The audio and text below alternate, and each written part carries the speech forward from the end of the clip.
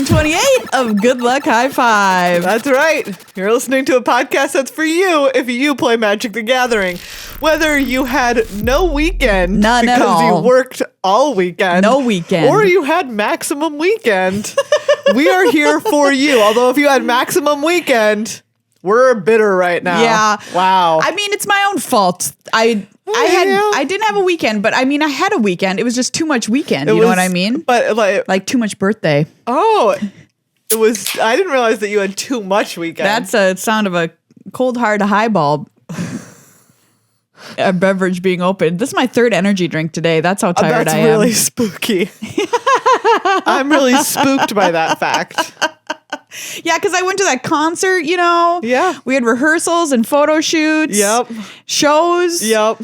I mean, it was just It's jam-packed. Heck of a lot of a thing. Didn't sit down. I'm one of your hosts, Megan. I'm one of your hosts, Maria. Wow, are we tired? Yeah, we're so tired, everybody. So get ready for a don't sleepy worry. Good Luck High Five. Don't worry. We've still got a lot of episode for you. We are going to do a randomizer. Yes. We are going to talk all about Standard. Because, gasp, I have been playing Standard and enjoying it. Wow. I know. I mean, it is kind of shocking. That Truly. I've been playing and enjoying Standard. I agree. I was going to say, like, when was the last time you were like, I'm into Standard? You know what I mean? I legitimately don't know. Yeah, it's been a hot minute. I cannot remember. This Standard environment is new, right? With the It is release new. of Phyrexia. It's fresh. And it's diverse. Yeah. And there's a lot of cool decks. We can also, we'll talk some about some of the regional championship decks from this past weekend. Yeah. There were 3 regional championships in Australia, New Zealand, Japan, Korea, and Southeast Asia. Nice. And we'll talk about the winners from those because there might be some surprises hidden amongst them. Yeah, there is some, I mean, I'm into it too. I just played a Standard match. I'm fresh off a Standard match into recording here. And I had a blast. Wow. Even though I lost. All right. So if the arena had asked me, did you have fun in this match? Smiley face, sad face. Even though I lost, I would have picked smiley face. Wow. What a rare occurrence. That almost never happens. I will say, if there was a decent game and they're like, did you have fun? I'll be like, yes. But if like a game didn't happen. Like you got mana screwed or whatever. Exactly. I'll be like, no. Sad face. Sad face. Would you buy this shirt? It says, did you have fun in this match? Smiley face. Sad Yes, face. I would buy that shirt. Okay, Good Luck High Five's making it. We're going to make you a shirt that says, did you have fun in this match? And I just thought of that shirt the other day and I was That's like, a great shirt. That would be a good shirt, Great to wear shirt. to a Magic Con. But yeah, we're talking Standard, yes. Randomizer. Before we do any of that, though, Yes. we must thank you. It's imperative. It is imperative that we you. thank you, the patrons, the sponsors, the people that make this show happen. And specifically, thank you to new patron, Zachary. Yay, Zachary. Thank you so much. Thank you so much. And also, last week we said thank you, but we had the name wrong. Yes. So, yes, last week we said thank you to Barry, but Barry was actually donating on behalf of Gamelandia, a game store in Palo Alto, California. Thank you so much, Gamelandia. Go there. If you're in Palo Alto or near Palo Alto, I assume driving anywhere in California is the same time as driving somewhere in LA.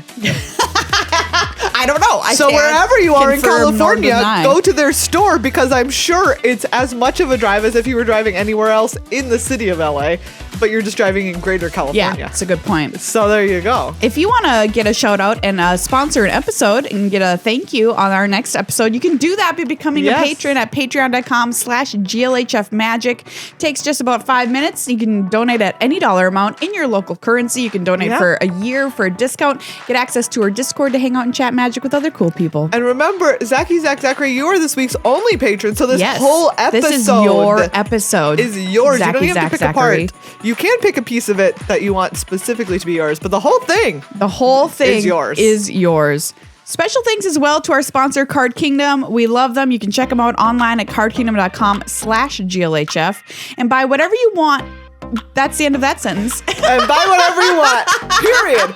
Cardkingdom.com/GLHF. We're done here. They also have a hot buy list on their website. If you're like, I want to offload some cards, what cards are selling like hotcakes? Like hotcakes right now? You can find out.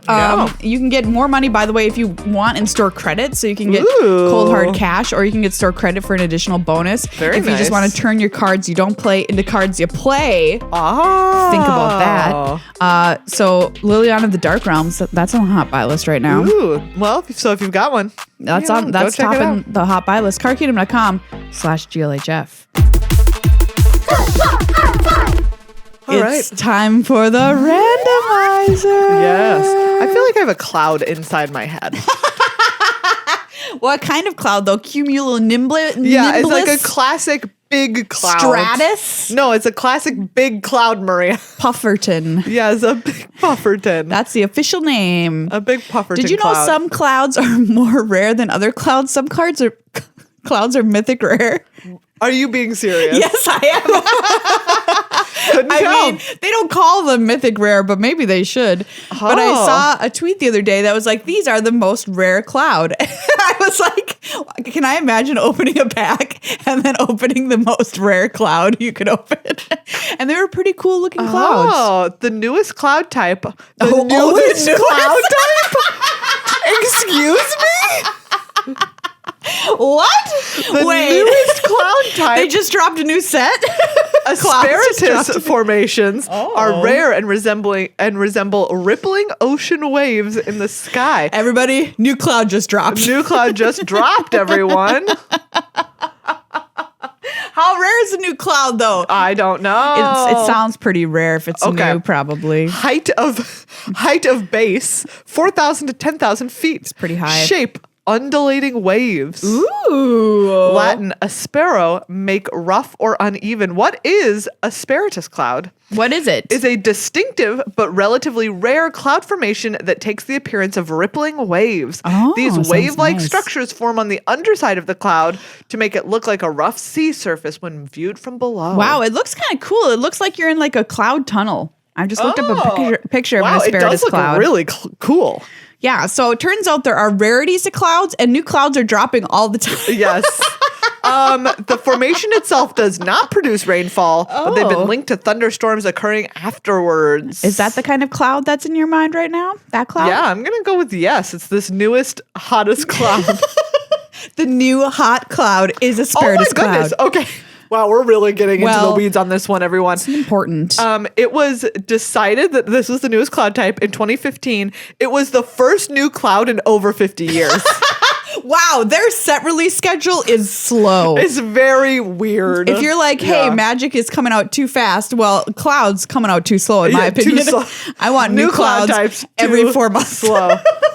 Okay, look, I'm not going to click on this because we're already too far down this rabbit hole, but Well. there's a link that just says how we measure cloud. And I just want to say that it is the strongest Most use of willpower that I have ever used to not click on this link that says how we measure What about cloud. this, though? What I found the rarest, I Googled most rare cloud, Okay. and it is called a noctulent cloud. Oh. The rarest clouds in the world. Glow like shimmering cobwebs. Oh. Can we see an image of this one? Yeah, check that out. That looks really cool. That Ooh, looks like this is very cool. It's like the Northern Lights, kind of. It is a little bit. Wow. Okay. All right. Noctilucent. Oh yeah, makes noctilucent. sure, yeah. That makes more sense. It would be Nighttime pronounced glowy. like that. How we measure cloud. Oh no, I clicked on it.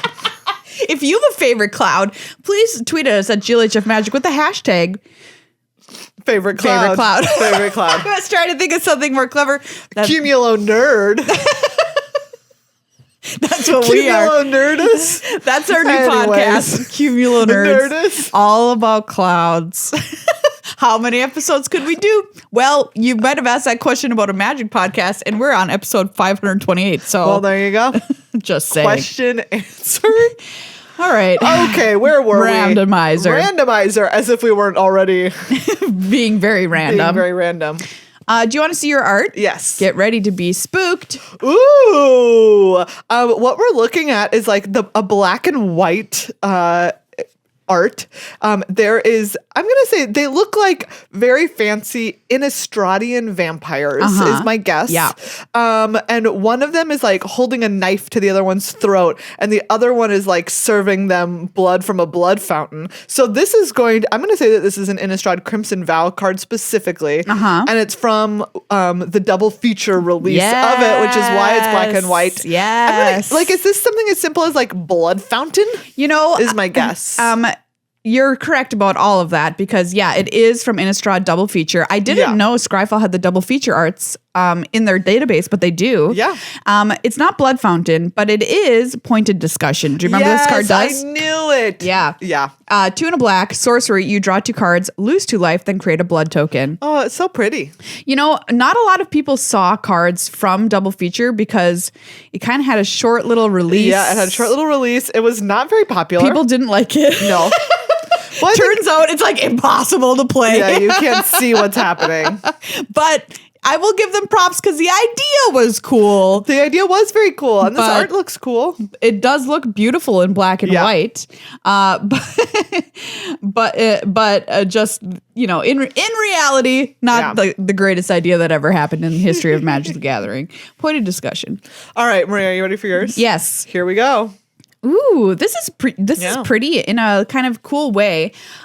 So this looks like I'm looking at a rhino, and it is not Siege Rhino. I'm just gonna put that out there. Thank you. Would have re-randomed. No, I would have re-randomed. It's wearing beautiful glowing armor, and it looks like it's falling down a hole, and it's reaching towards the viewer with a glorious like light shining on it from above. Maybe it's not in a hole. Maybe it's just like reaching up. There's like feathers, so it's like reaching towards what I can only assume is an angel. Oh, interesting. So I want to call this card Glorious Redemption or something. Okay. And it's white card for sure. And it's like 1 in a white, target creature gets indestructible until end of turn, scry 1. Well, you are correct that it is a white card. Okay. The end.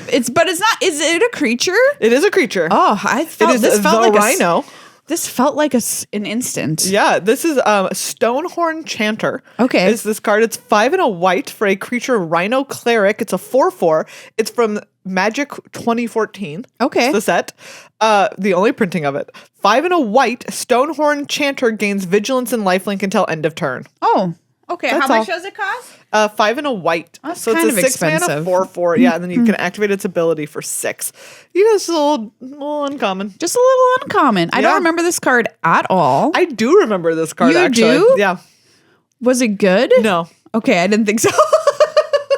No, it was not. It was expensive. This is an addendum to the randomizer. Was it good? No. Point of discussion. Was it good? No. But interesting. These two arts next to each other make a lovely diptych here. You know what I mean? Like wow, fancy artwork. The dark and the light.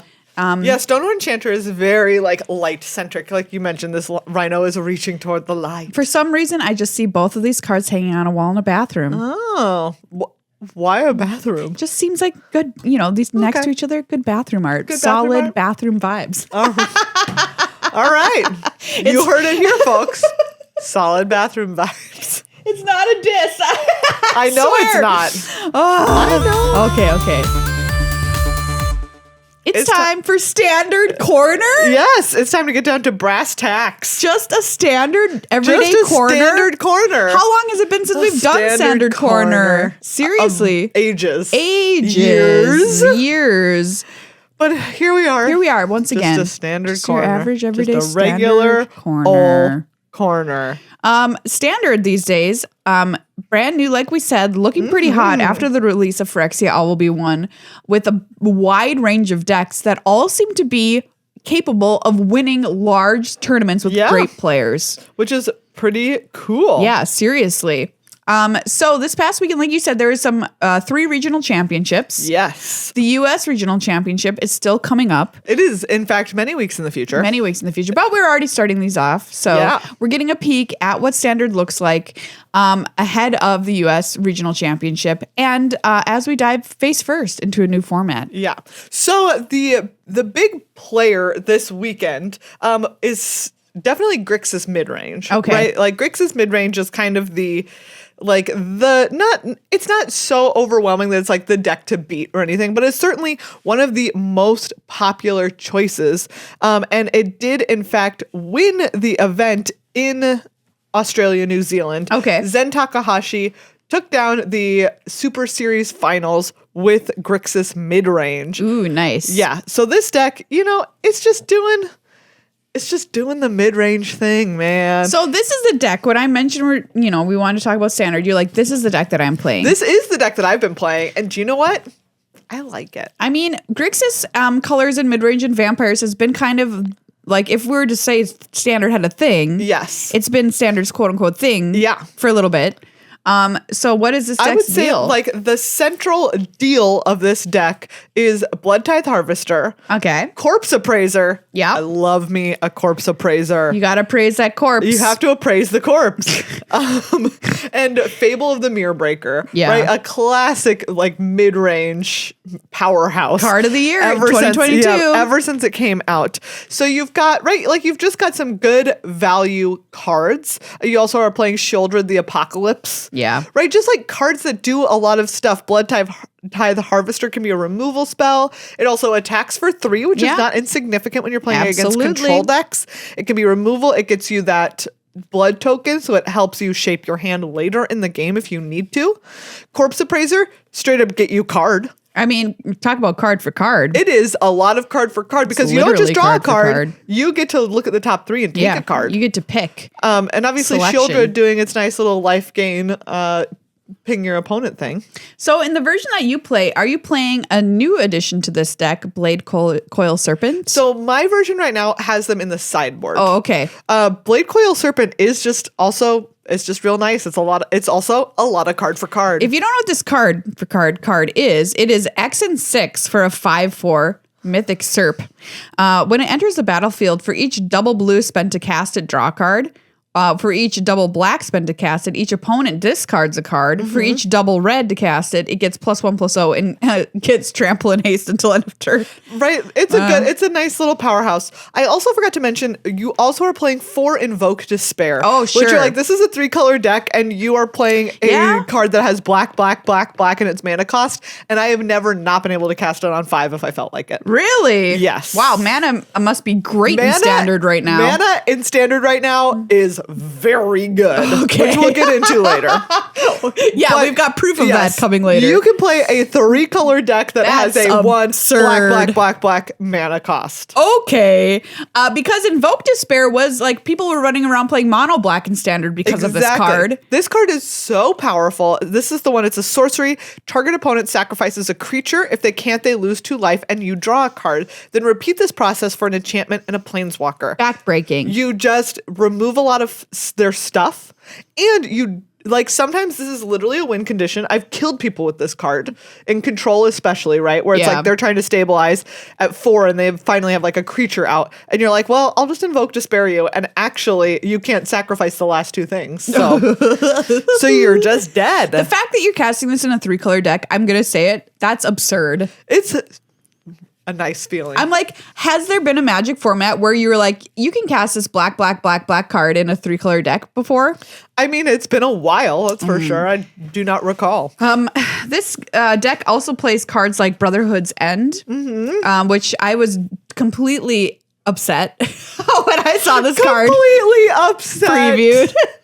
Because of course that gives me flashback to Anger of the Gods. 1 red sorcery. Choose 1. Deals 3 damage to each creature and each planeswalker, or destroy all artifacts with mana value 3 or less. Nice. Who cares about the second part? Great. I hate it. Actually, Reckoner Bankbuster is running around in these mid-range decks. Yeah. This one has 3 copies. It's a nice card, which is the same reason, like, right? And then you're just running like a lot of removal. You have a Braid, which is great. You have Go for the Throat. Kill things. Yep, exactly. It's just, you're playing Cut Down. It's, you get a lot of card advantage. That's this deck. That's the name of the game. Really strong. It is very strong. So would you call this the best deck in standard right now? In my opinion, I think it is. It seems great. Yes. We'll talk a little bit about some of the other decks running around, but one of the things that would kind of come to mind is like, oh, can this beat a control deck, right? Because there's a 5-color control, which we'll talk about in a minute. Yeah. And I will say that is the deck that I've played against the most, and I have yet to lose a match. Really? I will lose a game sometimes. Okay. Usually I'll drop game 2. But you just have like, again, there's so many ways to get around them stabilizing. Sure. Invoke Despair is just so powerful. They can lose 6 life and you draw 3 cards, which is just a busted effect, especially against a control deck. Yeah, I'm like, who's the control deck? Okay. Yeah, like you're just putting enough pressure on them, right? Like Blade Coil Serpent is a nice little piece in that.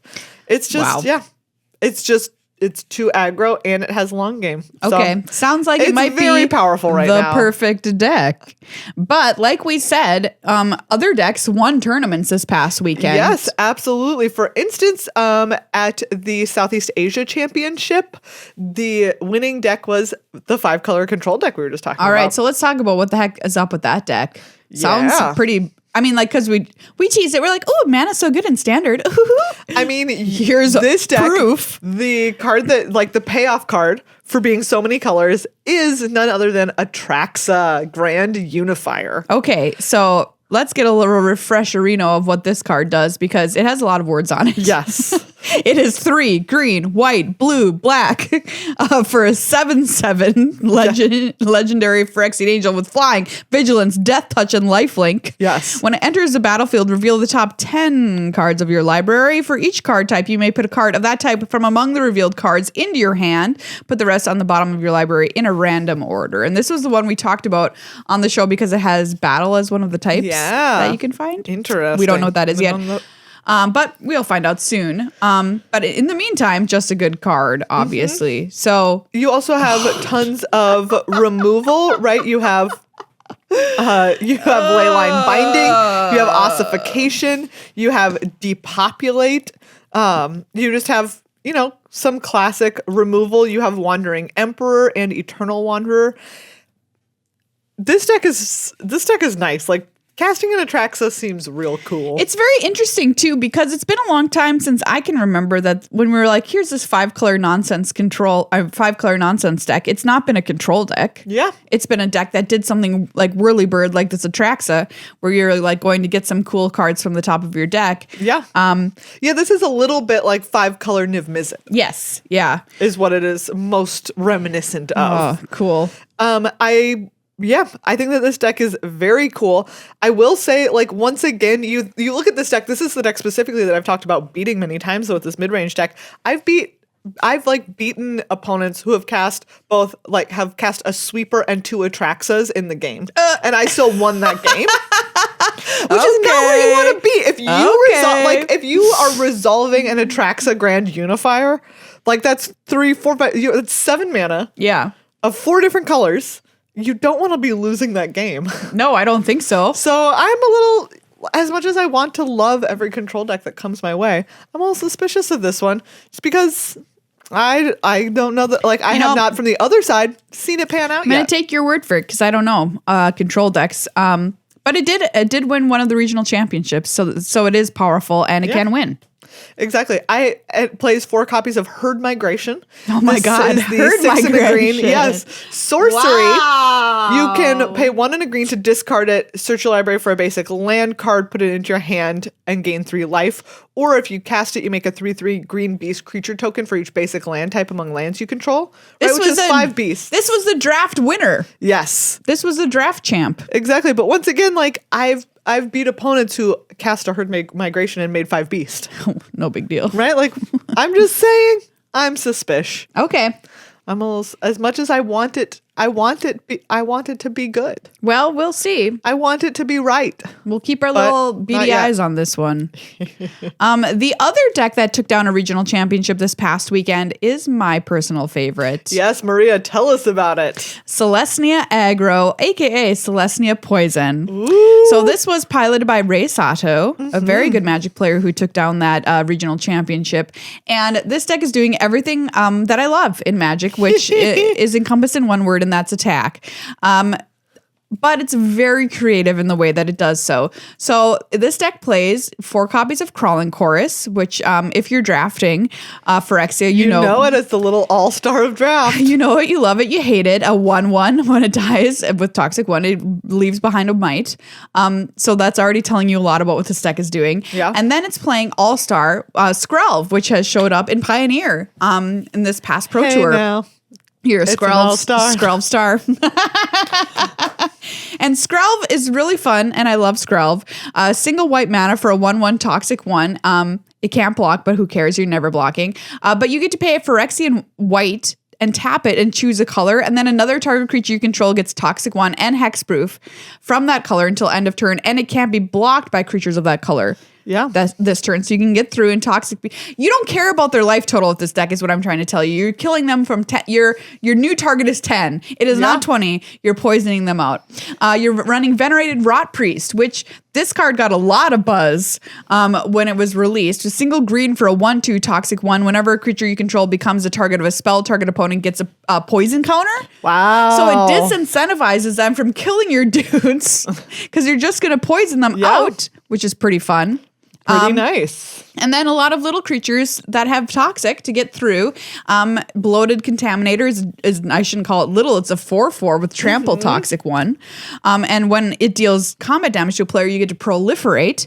And then you back this up with cards, pump spells like Tyvar's Stand. Yeah. Which you can get a ton of damage from nowhere, which is great when you run cards like Jawbone Duelist, which is double strike. Yep. And then you play Charge of the Mites to make mites or kill your opponent's stuff. You're running Skrelv's Hive, which is Bitter Blossom. You sound really excited. I love this deck. Because it's cool, because it can attack. It's playing a different game than the opponent. You don't care about their life total. You care about their poison. But you can care about their life total if you want to, using Tyvar's Stand and Jawbone Duelist, right? If you need to care about their life total, you can. You can. And I just, if you can play Bitter Blossom, you probably should. Yeah. This deck seems pretty cool. Yeah, so I'm in love with this deck. I just played it. I lost to Mono White mid-range, which is interesting. Is an interesting deck too, because you don't normally hear this phrase Mono White and mid-range in the same sentence. Yeah. But I didn't even care because it was just so fun to figure out the neat little puzzle of attacking with poison and when to kill their creatures. And you have access to a lot of powerful lands in this deck too. Thanks to Phyrexia All Be One and its deal being that you care about poison and lands. The Seed Core, for example, which lets you spend 1 mana of any color to cast Phyrexian creature spells, which is like super powerful. And you can buff your creatures if you get corrupted. Which you likely will. And you get to play a card like Mirrex, which allows you to make little mites. Yeah, very powerful deck overall, it seems like. So I love this deck. Thank you, Ray, for taking down a tournament with it on my behalf. Speaking of Mono White mid-range, there were a couple of copies of this in the top 8 of that Champions Cup final, which was the one that Ray Sato took down with Celestia Poison. Yeah, it seems really good. Yeah. Like you said, you're not used to hearing like mono white and mid-range in the same sentence. They are not thought to go together. But you once again have a lot of copies of the Wandering Emperor and the Eternal Wanderer in here. Of all things, a little spirited companion. You play a dog. A little puppy. You draw a card. You play dog, draw a card. How do you measure Cloud? How do we measure Cloud? Sarah Paragon is certainly something that stands out in this deck. Good. This is the 2 white angel. It's a 3/4. 1 string each of your turns, you may play a land card from your graveyard or cast a permanent spell with mana value 3 or less from your graveyard. Just really powerful. Yeah, it's super, super good. Yeah, you also have Loran of the Third Path, which, just considering all of the enchantments and artifacts running around in the current format. Like my Bitter Blossom? Yes, like Skrelv's Hive. This is 2 and a white for a 2/1 Vigilance. When it enters the battlefield, destroy up to 1 target artifact or enchantment. Like, just is going to do good things, you know? It's going to get it done for you. Exactly. You have Sanctuary Warden, which is just, unbeatable. Some unparalleled top end here. 5/5 can't die. Yeah. Steel Seraph, which can give stuff Vigilance or Lifelink or Flying to get through. This deck actually looks really sick. It is. It is. I mean, I just played against it and I was like, this deck's good. I mean, it was great. And this deck seems really cool. Our last game, we went to 3 games and it was super close. And I got them to 9 poison. Oh, it was so close. So close. But, you know, Sarah Paragon is one heck of a card. It is. It is one heck of card. Absolutely. So I think this is a cool deck too. You're able to run Wedding Announcement, which has been strong for a long time. So yeah. Yeah. Another deck that's been running around is called Esper Legends. Ooh, okay. Tell me more. Which is, just a sick name for a deck, first of all. It is. And this is the one where classically you are wearing... What do you have to wear to play this deck? Something epic. You are running a lot of legendary creatures. We have Dennick, Pious Apprentice, Thalia, Guardian of Thraben, Adeline, of course, Resplendent Cather. Oh, cool. Rafine, Scheming Seer. I mean, that's a good card. You have Skrelv in here. So yeah, you are making use of, for instance, Plaza of Heroes, which is a land that taps for 1 mana of any color. You can only use it to cast a legendary spell. Okay. Yeah. I mean, pretty cool. And so you're just going for some really powerful legends. That sounds very cool. Yeah. Yeah, I was like, Plaza of Heroes, will this ever be a card that's used in a constructed deck? And here it is. Yeah. And I mean, there was a copy of this deck in the top 8 of in Japan and Korea, in Southeast Asia. Like, there were multiple copies in the top 8. It's a deck. It's a deck. It's a deck. A deck I was curious to see if it had done well this past weekend was Blue-White Soldiers. Oh, yeah. Interesting. I remember when they were kind of like pushing the soldier thing pretty hard with cards like Harabin, Vanguard, Aviator, which was that 3/2 flyer. And then when you attack with 5 or more soldiers, they get +1/+1 and get flying until end of turn. Mm-hmm. When I saw that previewed, I was like, oh, they're going to try and make soldiers in standard a thing. And it kind of wasn't because Grixis kept it out for a long time. And do you see it reflected anywhere? Not really. I will say. Yeah. I'm sorry. All right. Nope. Moving on. Get over it. Well, I just wanted to touch on there were also some Reanimator decks. All right. Yeah. Reanimator. Let's go. We love Reanimator. We love bringing things back from ye old graveyard. I mean, you like to do it with a rat. Yeah. But you can't with a rat. Can you with a rat? Oh, you can with a rat? Wait, what rat? You know, the rat and the Parhelion. Reanimate. Oh, yeah. Greasefang. Yes. This is not that reanimation. I'm sorry. Okay. It is simply traditional go to your graveyard and pull it out. Okay, so how with the Cruelty of Gix is one of the cards that does this. This is the 3 black saga with Rita Head. Chapter 1 is target opponent reveals their hand. You choose a creature or planeswalker card from it. They discard it. 2 is search your library for a card. Put that card into your hand, then shuffle. You lose 3 life. And 3 is put target creature card from a graveyard onto the battlefield under your control. Cool. Yeah, so you are putting some Atraxas in your graveyard, perhaps. I'd reanimate Atraxa. Yeah, why not? You have some Shieldreds that you could also perhaps put in your graveyard and then go and get. How are you putting them in your graveyard, you ask? Well, we've got Blood Tithe Harvester, which of course makes our little blood tokens. Okay. We have Big Score, which you need to discard a card to make all your treasures. That's kind of cool. Yeah. So if you're like, hey, casting Atraxa sounds fun, but I don't want to put in the work. Hey, reanimate her. Cast, reanimate, or kill Atraxa. Oh, yeah. Oh, man. Is this a new game that we can play with cards? Cast, reanimate, or kill? Reanimate Atraxa. Wow. Kill Blood Tithe. Okay, wait, no. I'm going to get us... Wait, we're going to get 3 cards. Okay, here we go. Ready? Okay. Yeah, we'll use Atraxa as one. All right. Niv Mizzet is another. And then Graz, the Unstoppable Juggernaut. I love Graz, though. I know. That's why I put him in there. All right. Cast, reanimate, or kill. Yes. Cast, reanimate, or kill. Graz, Atraxa, Niv Mizzet. I'm going to kill Niv Mizzet because I've just had enough of Izzet and their shenanigans over the years. How dare you? I'm going to reanimate Atraxa because I don't want to pay 4 colors of mana. Okay. And then I'm going to cast Grass.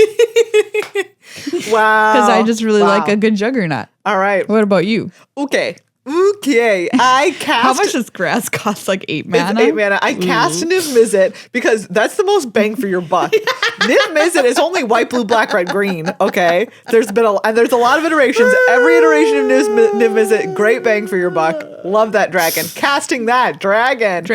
I will reanimate Atraxa because I like those bennies that she comes with. Sweet bennies. Yes, sweet bennies. I'm going to kill Grass. How dare you? I know. Grass. But you know what? Everything has to wants attack. to level. We're not about the attack life over here. He just wants to level. That's all he wants to do. We are not about the attack life. He's a giant rolling pin that's mad. I can't believe that we invented a new game right now. Yeah, man. Any other decks you want to call out in Standard that we haven't talked about that maybe did well at any of these? This one is like a little surprise. Okay. This one was also in at the Japan Korea Regional Championship. It's Mono Blue Tempo. Ooh. Yeah.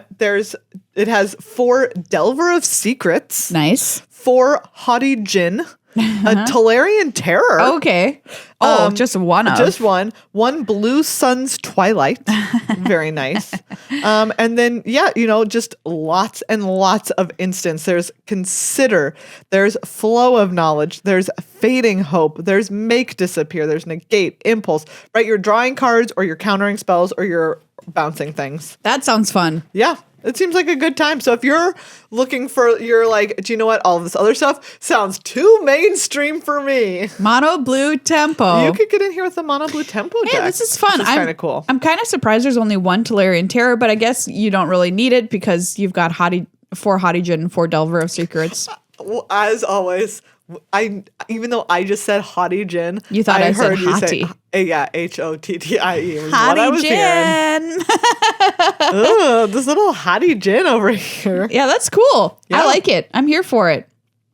So we've got a really cool diverse Standard right now. Yeah. As proven from these regional champions. Do you know when the next set of these bad boys is coming up? So there's another set of regional championships this weekend. Okay, great. There's 4 of them, in fact. There's the one for EMEA, which is Europe, Middle East, and Africa. Uh-huh. There's Taiwan. There's Canada West, which is in Vancouver, and there's Brazil. Oh, cool. Yeah, and I know that I believe Canada West and the EMEA events will both have live coverage. Oh, that's awesome. So you could check out some Standard live. Yeah, I'm going to because these seem like they could be some really cool matches. Yes, absolutely. All right, I'm going to go play Celestia Poison some more. I know you are. Do you know what? That deck looks cool enough that I think I might go play Celestia I'm a little Poison bit a little worried about Brotherhood's End being a card, but it's just a fun. Oh, Brotherhood's It's just a fun, different kind of. We haven't had an Infect deck in Standard for like 1,000 years. For 1,000 years. So. Well, I mean, it wasn't a mechanic in Standard for a while, so it's not all Poison's fault, okay? No, it's not. See you on the ladder, fools. Everybody, we're going to play some Flavor Text Theater with you. Yes, we are. With this Phyrexia set, All Will Be One set booster. Ooh, I'm so excited. So, how does this game work, Megan? Okay, so we are going to look at the titles of these cards. Yep. And we're going to give you some movie pitches. Yes. And the way it works is if you're the executive of a studio, you call us because you want to make these films because they're so good. Yeah. We've had so many execs call us over the years. So many. But, we're still doing this because we love it and we're passionate about it. We passed on all of those opportunities. We could have been multi-million-dollar screenwriters. Yeah, but instead... Which is definitely how that career works. We said we're just going to talk about magic. We are take married a hike. to magic. I picked a card that I'm like, what is this? I don't remember this card. But wow. All right. I mean, there's a lot of cards we won't remember from the set simply because draft was kind of like linear. So very linear. Okay. This is a drama. This is an Oscar bait film, but it will not be nominated.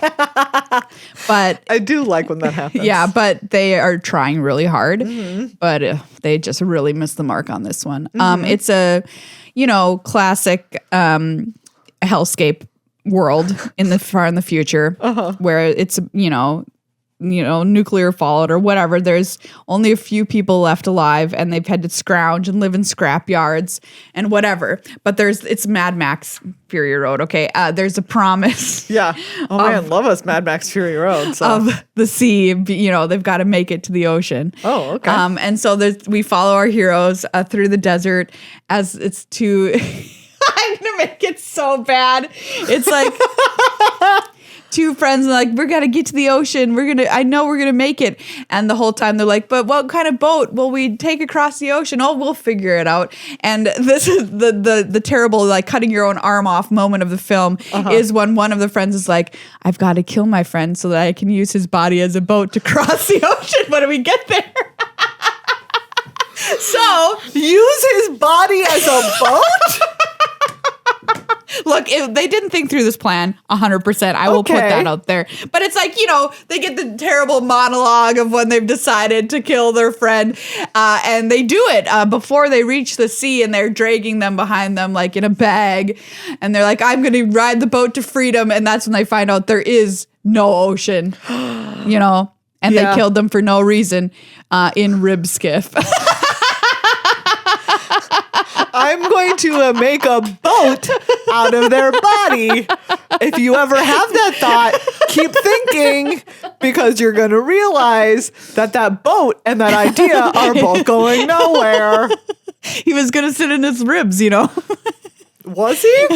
I mean, in his mind. In his mind. In his mind. It was a sad future. It was a sad future. All right. So this is the story of, this is a classic, right? Like, a detective is sent in. There's a cult, and he's been sent in to try and start to unravel the cult from the inside. Right? Ooh, nice. He needs to get in. But part of this cult is like when you are brought into the cult, right? Initially, you're like knocked out, and you're taken into their cult, their secret headquarters, their secret cult area, and so he doesn't know where he is when he wakes up. And there's like a person with him who is his partner in the cult, who's like there to help him become part of the cult. Right? But this person is on the inside. Yes, this person is part of the cult. Okay. Yes, this person is cult. Got it. Their job is to like indoctrinate this guy into the cult. Ooh. They're there to make sure each new cult member is actually fully cult. You have a handler.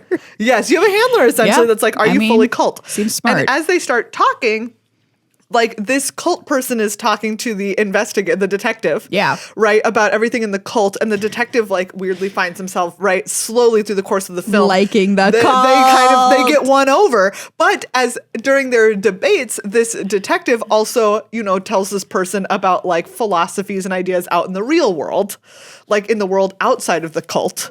And they start to slowly win over this person who's inside the cult to outside the cult. And the person who's inside the cult is like, oh, I want to bring down this cult now. I want to get out of here. Ooh. And at the end of the movie, what happens? There's a dramatic role reversal where the detective turns in the person their person inside the cult for wanting to get out. Wow. And that person gets murdered, and then the detective feels awful about it, and that's what drives him to leave the cult and then go turn everybody in the cult in for the murder of this person great. Turned them in for it. This is on HBO Max. It really is in indoctrination attendant. Yeah, I'm in for that show. I'm watching that show. No question. There you go. HBO, call me. My movie is it's for teens, preteens, And it's about a dark future where, once again, everything in everything in our movie pitches for Phyrexia All Will Be One is going to be dark. You can't culty, post-apocalyptic. It's bad. Post-apocalyptic bad future. Times. Yes. With some preteens. The rats outnumber the humans. Classic rats outnumbering humans situation. And like the whole thing was like surviving in the city with all of these rats everywhere. Wow. So it's like the Warriors, but rats. But rats. And there's rat gangs of all different kinds wandering around. I'm watching this film. Some are dressed up like little baseball players. Baseball clowns. Baseball clowns. Baseball clown Thank rats. You. Yeah, rats. And the rats are fighting the humans are fighting the rats, but they can't understand each other because the rats only speak rat and the humans only speak human. And of course, one preteen wants to befriend the rats because they make rat friend. And they're like, we shouldn't be killing all you rats. And the rat's like, the teen's like, if only we could understand each other. And sooner, at some point, the teen learns the rat language and learns that the rats have only been attacking the humans because the humans are doing the thing that led to the apocalypse, and it's going to apocalypse again. Oh. And the rats are like, we have to stop the second apocalypse. Yeah. That'll get rid of all of you and all of us for good. But the teen is the only one who can speak rat and understand rat. Yeah. And so they have to like work with the rat to turn the tide and have everybody understand what's going on in Chittering Skitterling. Great. It's a foil. Ooh, shiny. The title needs some work. I will admit that, studio, but that is what it's called. What can I do? Okay. So this is movie. A gritty post-apocalyptic. This is a gritty. Do you know what it is? It is going to turn into that. Okay, this is the story of a high school choir who is takes a bus to the big national choir competition. But as they're on their way to the choir competition, they accidentally end end up in a competition instead. That's like a. Actually, okay, let's say they're driving to what they think is the choir competition. But it's a Hunger Games. But they get there and it's a Hunger Game. It is. I knew it. It's a Hunger Games competition for all of the choir kids. Oh, wow. They're going to suck at it. Exactly. But they're just choir kids. They're only Hunger Gamings against other nationally competitive choirs from around the United States. So this is Pitch Perfect plus Hunger Games? Yes, this is the green crossover. Light. It is greenlit. Pitch Perfect plus Hunger Games. It is simply called Crawling Chorus. Make this movie now. Okay? That has already been approved. It's been approved. My movie is set in a dark, gritty future. Directed by David Cronenberg, where there's this person who is like, she's like a very quiet, seemingly unassuming surgical assistant in a very creepy, weird hospital. And every doctor ignores her and her ideas. For the future surgeries. And she's like, but I have some great thoughts about how to enhance the human experience. And the doctor's like, shut up, Rita. Like, just do your job. Shut up, Rita. Wash our hands. Up, Rita. Wash those knives. And Rita's like, I'll show you all. And one day, Rita takes down the worst doctor, kills him in the dark. Nobody knows who did it or anything, but it was Rita. And she takes him to her secret surgery that she has in her apartment. Her apartment is nothing like not normal. She'll have a guy over and he's like, what's that? And she's like, oh, that's my tooth drill. Okay, Rita. He never comes back. Anyway, so she keeps the doctor there and she decides to do some of her experiment on him that she has been developing, which is to, she takes the parts of people, like through the surgeries and stuff, the people that don't survive, but say they're like, we're really good at one thing. Like this person didn't survive the surgery, but they were really smart. So she takes their brain. And this person didn't survive surgery, but they had a great stomach. So she takes their stomach. This is like Frankenstein if he had actually given some thought to what to make his monster out of. It's a modern Frankenstein with an extra boon and that she's trying to make the best person. Yeah. So she's taking all the best parts of people and putting them, she scooped this doctor like a pumpkin. And she's putting all the best organs into him to try to make scoop the doctor like a pumpkin. Try and make the best superhuman that's ever existed. Of course, this doesn't go how she would expect. And the super creation she makes turns on her, just like Frankenstein's monster in Transplant Theorist. Oh, interesting. If David Cronenberg doesn't call me in 5 minutes, I don't understand anything about his filmmaking. Yeah. Okay, this movie is speaking of this is like a little bit like Iron Giant. It's a little bit like WALL-E. It's a little bit like Brave Little Toaster. Ooh. Okay, so it's like kind of one of those animated films, but not contemporary animated where it's happy. It's old school animated where it's sad. Yeah. And we open on a world that is like, it's our world, but everywhere is a landfill, right? Like basically there's just tiny little plots of places that are actually habitable, and everywhere else is like vast mountain ranges. Oh yeah. Of trash everywhere. Yeah. And it's, a kid is out and has always been told, like, don't go play in all the trash piles. But trash piles is all that there is to play. It's so fun, though. Exactly. You could find a lot of magic cards in there. Yes. And one day you might find $100,000. A landfill full of magic cards. Too. Okay. And so this kid goes and is playing in the landfill, which is everywhere.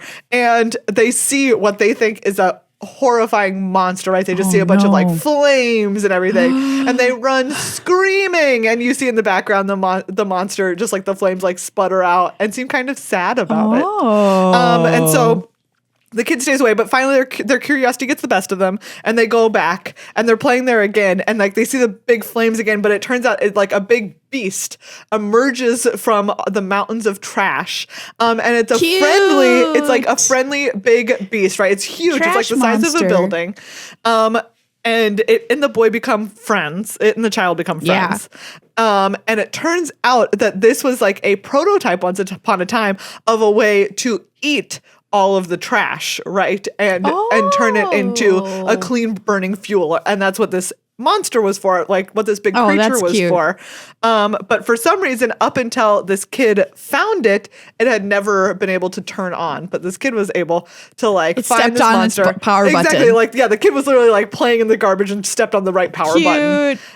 And it woke up, and then it helps slowly transform the world. But obviously it and the kid have to battle like a lot of like the adults being terrified of the monster and being like, no, it's going to eat our villages and not the trash. And maybe there's one big misunderstanding where it does accidentally eat something that's not trash, and so the boy has to like the child has to explain to the beast like, no, these homes, this is not trash, like this stuff is trash and this is what you eat. These people aren't trash, even though you might think they're trash. Some of them act like trash, but they're not trash in Armored Scrap Gorger. Oh, that's very cute. Isn't it very cute? That seems like definitely something Pixar would make. Yes, right. It's like very like kind of like WALL-E, like the trash robot. Yeah. I love it. And like I said, like a little bit like Iron Giant, where it's something that's big and terrifying on the outside. We've created over here the sequel to Transplant Theorist, which is Atmosphere Surgeon. I am once again looking at a card that I've never seen. Really? Yes. See, it's a rare. Mean, like, this rare does not exist. It's weird, this set, because you don't always play your rares. You're just playing your crawling choruses. This is wild. I have a Mythic in my hand. What is this? What am I looking at? How is this what this is? Oh, I see what's happening here. It's from the commander set. It's from the list, yeah? Yeah, it's from the list. Because it's a set booster. Yeah. Okay, so I made my sequel to Transplant Theorist, which is Atmosphere Surgeon. This movie, this next one, is about God. Wow. So it's a little ambitious. Yeah. And it's where God is like, like just doing God stuff. But then somebody's like, hey, guess what? Mm-hmm. You were just on level 1. You made an earth and a universe and whatever you did. Sure, God, whatever. And they're like, good job passing level 1, God. Now we're moving on to level 2, where you get to make gods for the worlds and gods that you make. You understand what I'm saying? There's different levels. There's a God that makes the world for gods? Yes, exactly. Okay, wow. And so like leveling up in the God, world. Yes. This is ambitious. I don't know. It's called Nissa Ascended Animist. Wow. Look at our mythic. Look at our Nissa. Yeah. This is the next installment in the Indiana Jones franchise. Oh, great. If we were still back in the past when Harrison Ford was real hot. Okay, great. And we're also pretending Temple of Doom never happened. Do you know what? This is my submission for the film that could have been instead of Temple of Doom. Because you know how they always deal with artifacts that kind of also have like mystical qualities. Yes. And so in this instance, they are looking for, it is a mythical like map that when you unfurl it, it will show you locations of places that like as they once existed. That's cool. Right? So it'll show you cities that are no longer there. And there's also like a spyglass that if you look through it, you can see the world that like of the maker of the spyglass. That's if you have this awesome. map and the spyglass together in Indiana Jones and the Archaeomancer's map. Absolutely. Yeah, that sounds like a great Indiana Jones. Yeah, this is the weird commander rare that I was talking about. Because then you would know all the history of a place. Exactly. From before. And it's from, like, the art is cool, right? They're looking through, like, this piece of glass and that is seeing, very like, cool. a building, like, the sketches of buildings that were once there. So it's very inspired by the art of this one. It's really cool. This is by Ovidio Cartagena. Yeah, that's lovely. Cartagena? Well, you know, like call us if any of these speak to you, film execs. This is a zombie film. The zombie is spread by mosquito bites, necrosquito. You're welcome. Go make $1 billion.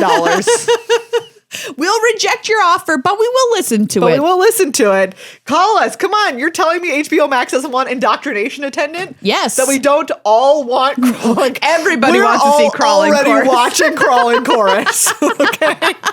I just want to see what's her name shoot a bow and arrow through somebody. Yes. Anna Kendrick.